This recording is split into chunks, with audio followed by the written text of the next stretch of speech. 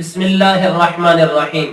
امام بخاری رحمۃ اللہ تعالی علیہ صحیح بخاری میں یہ حدیث پاک نقل کرتے ہیں، سید عالم صلی اللہ تعالی علیہ وآلہ وسلم نے اپنے ایک پیارے صحابی سعد رضی اللہ عنہ کو دیکھا کہ ان له فضلا علی من دونه۔ سعد رضی اللہ عنہ کے پاس جو مال و اسباب وہ اس کے اوپر فخر کر رہے تھے کہ دوسرے لوگ ہیں ان کے پاس کچھ نہیں ہے، میرے پاس بہت کچھ ہے۔ سرکار علیہ الصلوۃ والسلام نے ان کی طرف دیکھ کے ارشاد فرمایا، سعد تجھے پتا ہے تمہیں اللہ تبارک و تعالی رزق کس وجہ سے دے رہا ہے؟ فرمایا هل تنصرون وترزقون الا بضعفائكم، تمہیں جو رزق دیا جاتا ہے اور تمہاری جو مدد کی جاتی ہے تمہارے کمزور لوگوں کی وجہ سے کی جاتی ہے۔ دوستو حقیقت حال یہی ہے، انسان اگر سمجھے کہ میں بہت کچھ ہوں تو کچھ بھی نہیں ہے۔ کبھی کبھار اللہ تبارک و تعالی بندے کو دے رہا ہوتا ہے تو اس کا سبب کوئی ایسا شخص ہوتا ہے کہ جس کو ہم کبھی رستے میں جاتے ہوئے 2 روپے دے دیتے ہیں، جیب سے 10 روپے نکال کے دے دیتے ہیں، ہماری رزق کی فراوانی کا سبب وہی شخص ہو جاتا ہے۔ لہذا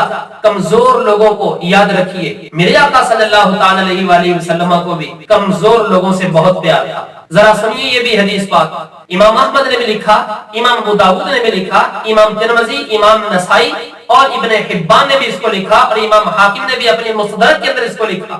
ابو درداء رضی اللہ تعالیٰ عنہ سے روایت ہے، کہتے ہیں سمعت رسول اللہ صلی اللہ علیہ وسلم یقول، میں نے نبی پاک علیہ الصلوۃ والسلام سے فرماتے ہوئے سنا ہے، ابغونی فی ضعفائکم، لوگو تم مجھے اپنے کمزور لوگوں میں تلاش کرو، فانما ترزقون وتنصرون بضعفائکم، بے شک تمہیں جو رزق دیا جاتا ہے اور تمہاری مدد کی جاتی ہے تمہارے کمزور لوگوں کی وجہ سے کی جاتی ہے۔ تمہارے رزق کی فراوانی کا سبب یہ کمزور لوگ ہیں۔ دوستو ہمیں چاہیے کہ ہم اپنے ارد گرد غریب لوگوں کا بھی خیال رکھیں، خصوصاً رمضان المبارک کے اس مہینے میں ہم غریب لوگوں کی مدد کریں، جن کے چولہے سرد ہو چکے ہیں ان تک راشن پہنچا کر کے اور کسی بھی طریقے سے ہم ان کی مدد کریں، تاکہ ہم نبی پاک صلی اللہ تعالی علیہ وآلہ وسلم کے اس فرمان کے مستحق ہوں۔ سرکار فرماتے ہیں جس نے مجھے تلاش کرنا ہے اپنے کمزور لوگوں میں تلاش کرے۔ پتہ چلا سرکار کی خوشنودی